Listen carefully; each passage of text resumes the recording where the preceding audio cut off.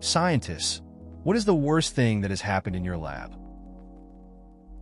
A girl in my lab forgot to turn the blower on in the hood and inhaled a small amount of an E. coli toxin we were supposed to put in solution. Didn't feel well, went to the ER, got pneumonia, then got an intestinal infection. Her mom had to fly to the East Coast from California to take care of her when she couldn't leave her apartment for 2 weeks. It's a month later, and she still hasn't fully recovered. That's a rough situation. It's difficult to see a friend go through something like that.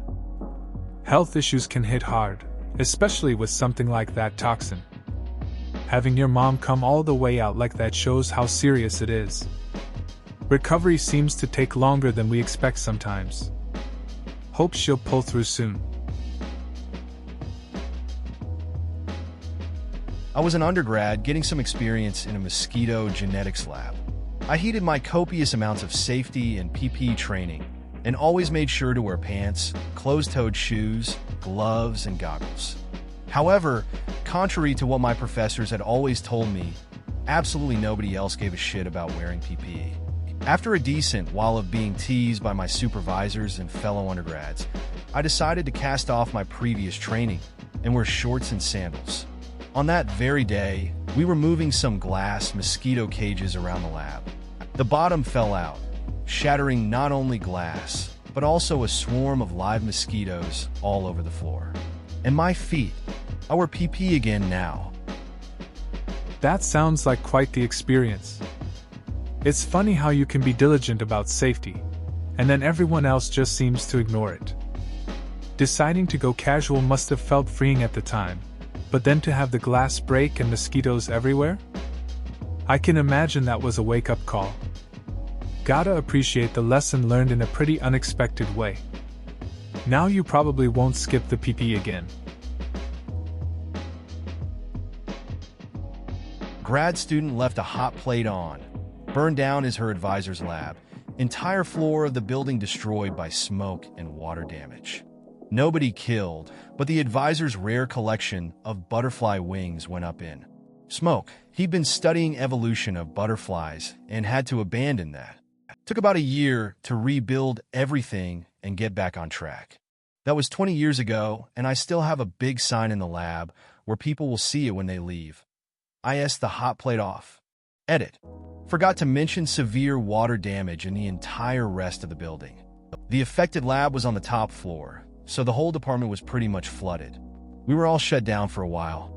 I ended up staying in grad school another year because of all the delays getting the labs up and running again. That's one way to leave a mark in grad school. The whole floor wrecked because of a hot plate. Can't imagine the advisor's reaction to losing that butterfly collection. A year of rebuilding sounds rough. I get it though. That sign serves as a solid reminder. Better to double-check those things than deal with the mess afterward. Seems like it was quite the learning experience for everyone involved. Hey, really dumb. Postdoc in my previous lab placed an unrinsed bottle in the bleach bath to be picked up by the glassware folks. She didn't sink it, just left it floating. When the glassware guy got up there, he sank it to rinse/clean it. Too bad the bottle had a bit of HCl in there and created chlorine gas when he sank it into the bleach water. A staff scientist found him passed out next to the sink. Edit, because a couple people have asked, no, he didn't die. A visit to campus medical, I'm sure, but those facilities folks are made of stronger stuff than I am. That's a wild story. It's crazy how a simple mistake can lead to something like that. You'd think a postdoc would know better than to leave chemicals like that around. Glad the guy was okay in the end. It's a reminder to always be careful with stuff in the lab. Just goes to show that even small oversights can have serious consequences. Various stories from around the lab. Coworker accidentally spilled a mercaptan in a hood. Being a shitty old building, the entire building filled up with the smell and had to be evacuated for the day. Mouth pipetting by experienced techs, organic solvents of all things. We had the proper equipment, they were just too lazy to get it. There was a communication issue, and someone threw out about $20,000 worth of samples. Many years before my time, it was accepted practice to heat your lunch in the GC oven, or to even make French toast. Guess the ovens were so precise temperature-wise it made awesome food. It's wild hearing lab stories. That spill must have been a whole thing, can't imagine the chaos of evacuating. Then there's the pipetting, just shows how comfort can lead to shortcuts.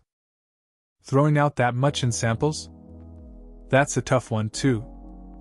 And heating lunch in a GC oven? That's pretty creative. Guess you do what you can in a lab to make it feel more like home. An undergrad intern was autoclaving large glass containers and screwed the threaded tops in as tight as she could. Then she brought them downstairs and left them to cool in our lab. Luckily, we were all out at lunch when the lab absolutely exploded in glass shards and death. We found shards wedged into the back of our lab chairs, notebooks, etc. That's a wild story. It's crazy to think about how something as simple as sealing glass containers can lead to such chaos. Sounds like a close call for everyone. I guess it's a reminder to be careful with lab work. Glad no one was around when it happened. Those kinds of accidents make you appreciate safety protocols a bit more. Definitely a story that'll stick with everyone. Previous postdoc in my lab had a bad habit of touching Slash, pushing hair away from her face whilst wearing gloves. She continued this habit whilst making her own polyacrylamide gels for protein separation. Only figured out it was very bad when her hair started to fall out in a very specific spot on her head. It's interesting how habits can lead to unexpected consequences. I remember a classmate who kept adjusting his glasses while working with chemicals.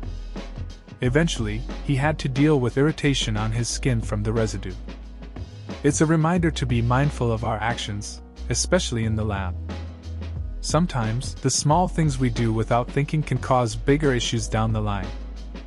Just a good lesson in being careful. Third-year chemistry student chucked a lump of sodium in the aqueous waste, chemicals dissolved in water that can't go down the sink, by mistake. Blew the container apart, and ignited at least one of the more flammable waste containers it was next to, which blew the fume cupboard apart in a hole in the wall. After that, everyone in the university had to fill in a full COSHH assessment for every single lab, no matter what it involved. That's a pretty wild situation. It's easy to see how one small mistake can lead to a huge mess. It seems like that incident changed a lot of things for the entire university. Now, everyone has to be extra careful with their lab work. I guess they learned the hard way about safety protocols. Safety is important, especially in a chemistry lab.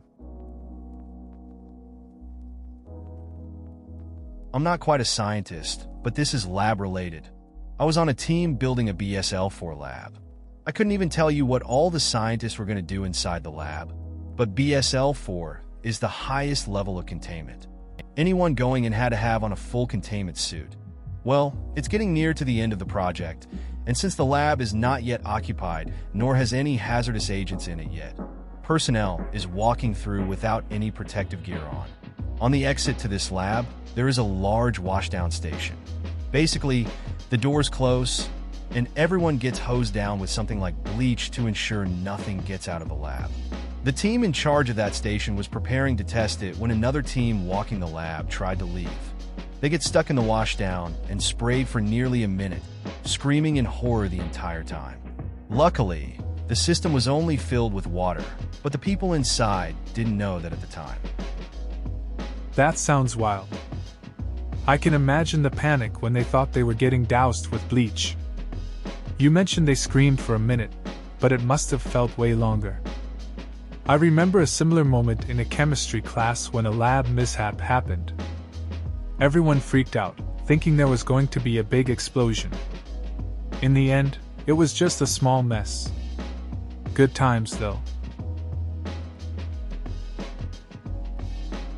I'm a lab manager. Where do I begin? The worst one I have seen is when someone placed a vial of some HCl on a top shelf, then threw a giant funnel up there as well, for fun. Of course, the funnel rolled around, hit the bottle of HCl, and came crashing down on one of my coworkers. She handled it with grace, ran into the shower immediately, and I got to go on a shopping trip and buy her some new clothes. Also saw some get hit in the eye with Trizol and mouse guts at the same time. They did not handle it with grace. Just last week, someone set a beaker of ethanol on fire, and I just stared at it unsure of what to do. Thankfully, I was right there and moved the even bigger beaker of ethanol out of the way before it caught on fire. Lab life can be wild sometimes. I remember a day when a buddy accidentally knocked over a big beaker of something toxic. Total chaos. Everyone went into full-on emergency mode. We rushed him to the shower while others handled the spill. No one got hurt, but it definitely made for a memorable day. You learn to expect the unexpected in places like that. Just another day in the lab. We had a grad student working with a relatively benign strain of Vibrio cholerae who didn't wear gloves or wash her hands before eating lunch. She got cholera. The doctors were baffled. We're in northern Canada, so cholera is not a thing. If you ever see a map of cholera cases, that one red dot in the middle of Canada is our lab. That's an interesting story. It highlights how important hygiene is, even in a controlled setting. It's wild that cholera, a disease tied to unsanitary conditions, showed up in a lab in northern Canada. Makes you think about how easily things can go wrong if basic precautions aren't followed. I can imagine the surprise of the doctors trying to figure that one out. Just a reminder to be careful with lab work. We do a lot of field work in my lab, all by scuba. I've had lab mates lost at sea. We found them after a few hours, threatened by aggressive sharks. Our boat almost capsized during a storm, couple broken bones and injuries. Once another boat almost dropped an anchor on my dive buddy. If it had hit him, I wouldn't have known until it was too late. Science can be dangerous. That's quite a wild experience. It's surprising how unpredictable things can get when you're out there. Fieldwork has its risks, and it's good that everyone came back in one piece. That incident with the anchor sounds tense, and I can see how easy it is for stuff to go wrong. Makes you appreciate the safety measures a bit more, I guess. Science really pushes limits sometimes. I had a really thick suspension of a nasty mixture of bacteria, non-pathogenic but still gloopy and grim, in a syringe. The needle got blocked, and like an idiot I tried to push harder on the plunger and force it through.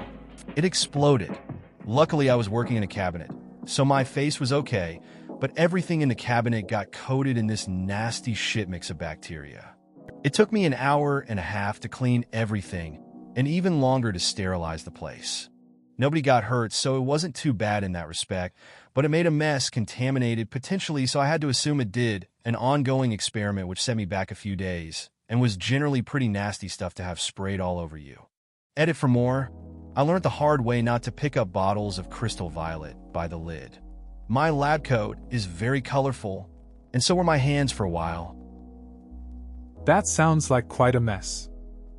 I remember a time when I was working on a project, and I spilled a whole bunch of ink all over my notes. It was chaotic, and I had to start over. It took forever to clean, and my hands were stained for days. Not the same level of bacteria, but still a frustrating experience. I guess we all have those moments that teach us to be more careful. When I first joined my lab, a grad student created a bomb. It wasn't intentional, but he sealed a glass bottle of isopropyl alcohol he had just used with dry ice to flash freeze glycerol stocks. It exploded as soon as it came up to room temp, sending shrapnel through the lab, breaking more bottles, and embedding itself in the ceiling. Somehow it didn't hit a single person, and that guy has his PhD. That's a wild story. It's kind of surprising that no one got hurt. Labs can get chaotic, and accidents happen. It's interesting how a simple mistake can lead to something so dangerous. I'm sure that grad student learned a valuable lesson. You have to be careful with volatile materials, especially in a lab setting. Glad it ended with just some broken glass and not injuries. 20 years ago, I dropped a 4-liter beaker. Instead of getting away from falling glassware as we are all trained to do, I tried to catch it. The beaker struck the bench and shattered just as my hand went through it. It shaved off the side of my right middle finger. Went to the ER, but there wasn't enough skin to stick. Just had to leave it open and wrap for weeks until the tissue scarred over. I've now got a large keloid scar on that finger, which always reminds me to be more careful. I'm now our laboratory safety officer and use it as an example for laboratory safety. That's a rough situation. Trying to catch a falling beaker wasn't the best call. It's crazy how one moment can change things, like ending up with a scar as a reminder. Now being the safety officer, you probably help others avoid the same mistake. That's a good way to turn a bad experience into something useful for everyone else. At least you've made it a part of your story to help others. Not my lab personally, but a friend of mine worked nearby. There was a lab working with T-butyl lithium. This stuff is incredibly nasty. Look it up. If you shoot it out of a syringe, you have a jet of super hot fire as soon as it hits the air. Well, a woman in that lab was breaking the cardinal rule of lab work and handling dangerous materials while working alone. She was injecting some of that stuff into a round bottom, but her syringe was faulty and came apart, spraying her with T-butyl lithium. She burned to death because nobody was close enough to help her in time. That's a rough story. Sounds like a reminder about lab safety. Working with hazardous materials requires taking precautions seriously. It's easy to underestimate risks when no one else is around. That incident must have had a big impact on the lab and everyone who knew her. Life can change really fast in situations like that. Always better to follow the rules and stay alert when dealing with dangerous stuff. Working with antibiotic-resistant, bioluminescent E. coli, we inserted the bioluminescence gene from jellyfish into E. coli. One student jokingly offered another student $20 to lick the petri dish. Everyone thought he was kidding. No, the kid licked the plate, collected his $20, and was then out of class for a week with glow-in-the-dark diarrhea. That's a wild story. People sometimes make questionable choices for cash. The fact that the kid went through with it is something else. You'd think he'd realize it wasn't worth it, especially with the consequences he faced. I guess he thought it was just a joke. Definitely a memorable moment for the class, though. Can't imagine how that went down when he got back. The last time something horrible happened in a lab was in high school, even though I work in a lab now. Junior year in high school, we were doing cat dissections in an anatomy lab. The cats were euthanized from a shelter, so they were mostly quite lean, except my groups. It must have been a pet that got lost because this poor cat was seriously obese. It had an inch-thick layer of fat coating the whole torso, and we had to spend days putting off the fat in order to get to the muscles. The fat had a very slimy, greasy texture, but it is held on firmly by connective tissue, fascia. One girl must have ripped too hard because chunks of fat flew into her face, eyes, and mouth. She also fainted from the smell and knocked her head on the floor afterwards. That story brings back memories. In my lab days, we also had some rough moments. I remember one time while dissecting, someone dropped a scalpel and it went straight into a student's foot. Total chaos. It was a mess trying to help while juggling the poor person's pain and the teacher's freakout. Everyone learned to be careful, but it definitely left an impression on us. Lab work can get real chaotic. In our bacteriology lab, we used to vacuum filter cold brew coffee in unused flasks because gravity took a really long time. We used thick-walled filter flasks, but one day we got the idea that since we needed a larger flask to hold all of the volume, We just use a regular 4L Erlenmeyer with a 2-port stopper, and you can see where this is going. The walls couldn't stand the pressure, and a 4L flask very loudly imploded almost entirely to dust right on the bench top. Luckily, we escaped with a few tiny cuts, but I imagine it could have been a lot worse. Edit. I also saw a student attempt to flame sterilize a Rainin micropipette. Melted the shaft nicely. That sounds like a wild day in lab. Using a 4L flask for that sounds risky. The implosion must have been pretty intense. Glad you all made it out with just a few cuts. I can imagine the cleanup wasn't fun. That taught everyone a lesson, I guess. And the student with the micropipette? That's a good reminder to be careful with equipment. Labs can be unpredictable sometimes. Molecular biology student here. My research mentor was telling me a story yesterday about one of his laboratory accidents. He was setting up a bacterial transformation, which requires sterile technique. In our lab, we use a combination of a Bunsen burner and 70% ETOH to kill any unwanted critters and keep the cells we want uncontaminated. Unfortunately, ethanol has a tendency to vaporize quite rapidly on warm days, so when setting up a particularly large group of transformations, enough ethanol vaporized to reach the flame of the Bunsen burner, which set the whole beaker on fire. Sounds like your mentor had a pretty intense day in the lab. Fire and bacteria don't really mix well. It's a reminder that even small oversights can lead to big problems in research. I guess it was a learning moment, though. Always good to be careful with those sterile techniques. Glad nobody got hurt, but it's definitely something to keep in mind for future experiments. I used to check the cleanliness of glassware by sniffing. This stopped when I checked a beaker that had previously held ether. Also, I was distilling lime oil. I worked for a flavor company and forgot to open the vacuum valve. So, instead of the vapor being pulled through the still, it collected and built pressure. This resulted in a stopper blowing out and filling the room with green, citrusy vapor. TLDR, green fumes, but at least the Joker didn't come out of them. Edit. Ether, not either. That's an interesting method for checking glass cleanliness. Sniffing seems risky though, especially with something like ether. The lime oil situation sounds a bit chaotic with the pressure buildup. Must have been quite a surprise seeing the stopper blow out. Glad you didn't have any crazy outcomes from those green fumes. Just a typical day at work, I guess. I'm an astronomer, so most of my work is done on my laptop, either in my office at work or at home. My biggest screw-up occurred one early morning when I was using a rather large radio telescope to observe a distant galaxy. However, looking at the data, I noticed the galaxy just wasn't there. After a few frantic minutes, I realized I had the telescope pointed way off of the source and just wasted many precious hours of telescope time pointing at a blank sky.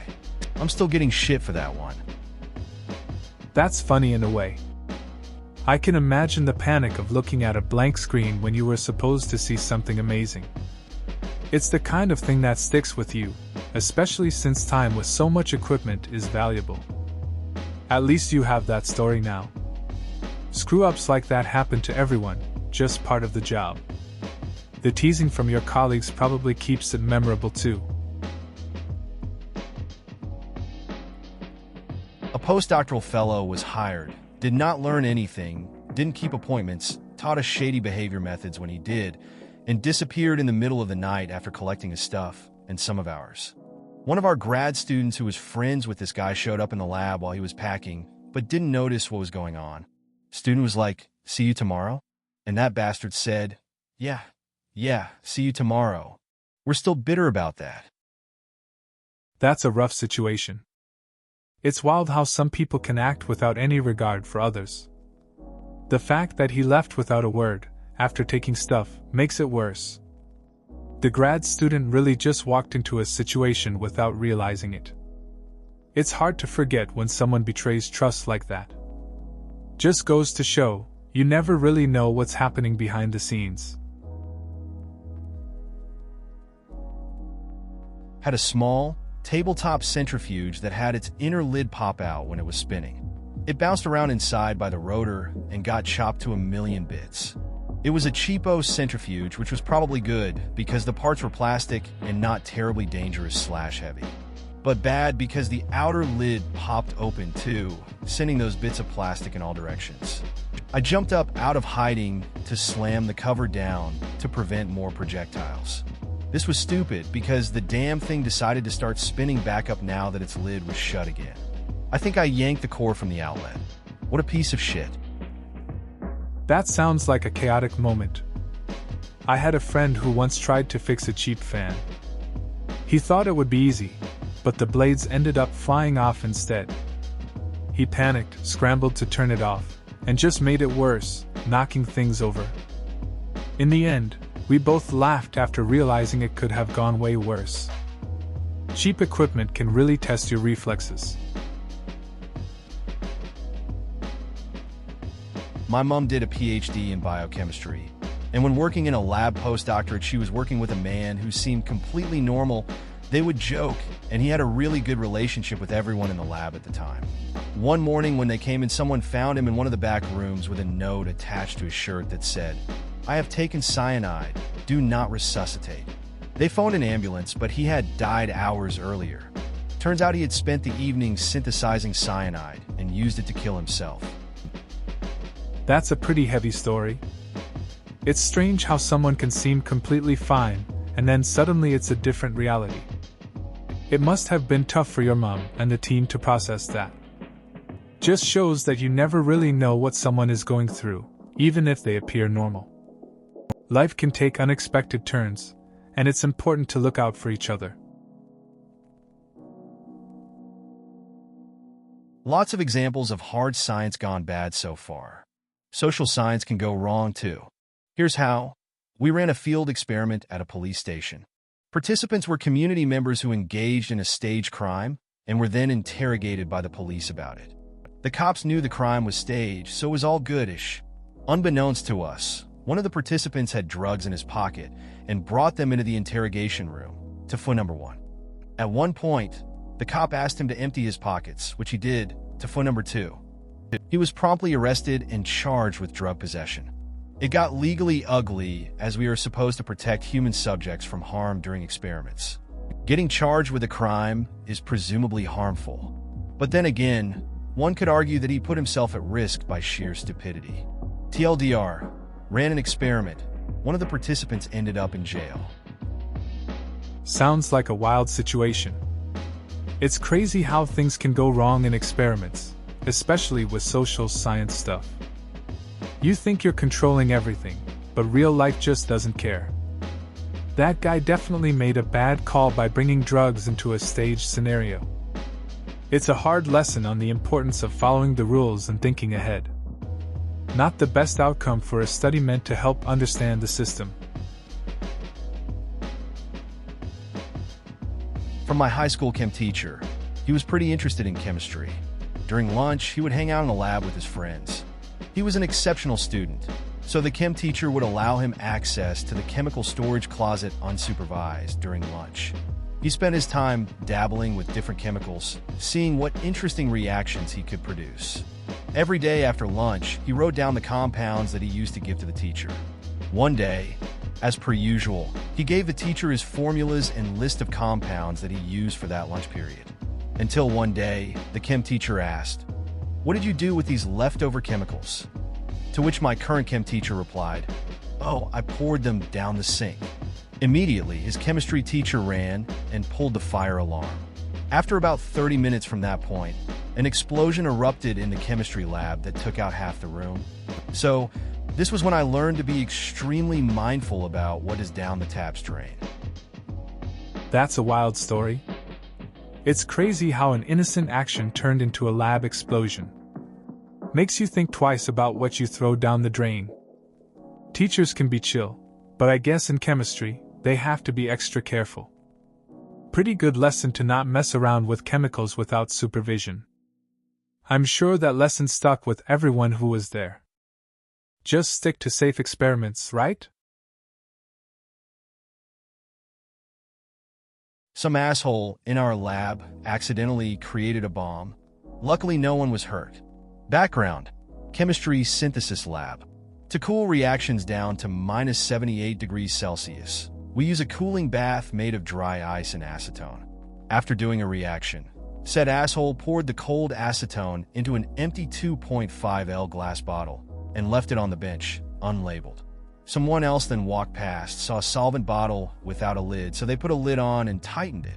In the meantime, the acetone starts warming to room temperature, and dissolved carbon dioxide starts turning into gaseous carbon dioxide, increasing the pressure inside the now sealed glass bottle.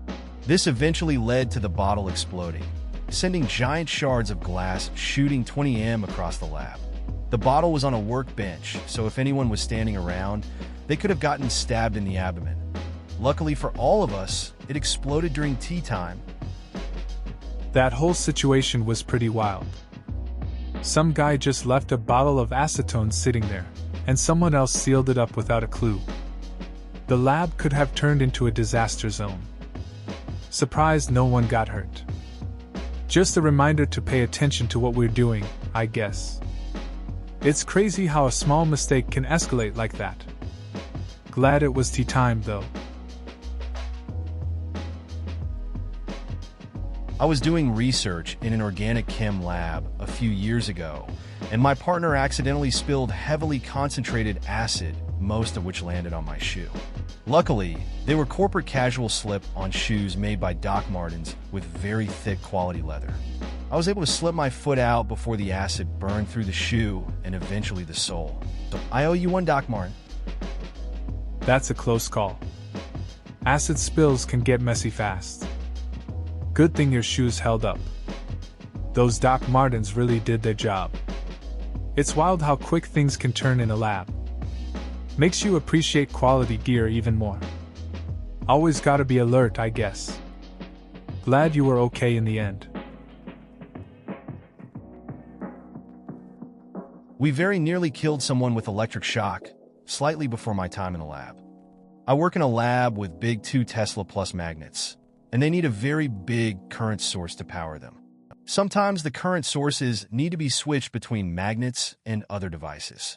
So this one time, one of the undergrads went to switch THS current source cables between a couple of magnets without making sure the power was off. Luckily, there were other people in the room that saw him go down, and the medical team arrived quickly enough to restart his heart without much permanent damage. That sounds intense. I can't imagine how scary that would be for everyone involved. It's a reminder of the importance of safety in any lab environment, especially with high-voltage equipment. People can get caught up in the moment and forget the basics. Good thing there were others there to help out. It's a close call that could have had a very different outcome. These happened at my lab. Student improperly heated a solvent and caused an explosion that left burns and a melted hood. He's okay, no scars. Student managed to turn over an entire cabinet of acids on himself. He was actually fine, just flow-dead the floor from using the emergency shower. I have just caused some really annoying chemical spills that took hours to clean, and once involved having the floors re-waxed. Stories I have heard from others: old-timer used to play with benzene with no pay and skin contact, lots of pipetting by mouth from all old-timers. A guy tried to mix 2 dry substances 50 kg each, which are usually mixed in like 100 gallons, caused an explosion. He was okay. Guys synthesized a substantial amount of methylamercaptan and proceeded to spill it on the floor. Entire building had to be shut down for cleaning. It's wild working in a lab. I remember a friend accidentally spilling acids on himself, but he came out fine, just drenched. Another time, someone overheated a solvent and caused a pretty big mess, but luckily no one got hurt. It's like a weird badge of honor to share those stories, even if they sound a bit reckless. You laugh about it later, but in the moment, you just hope everyone stays safe. Please consider subscribing if you enjoyed. Love.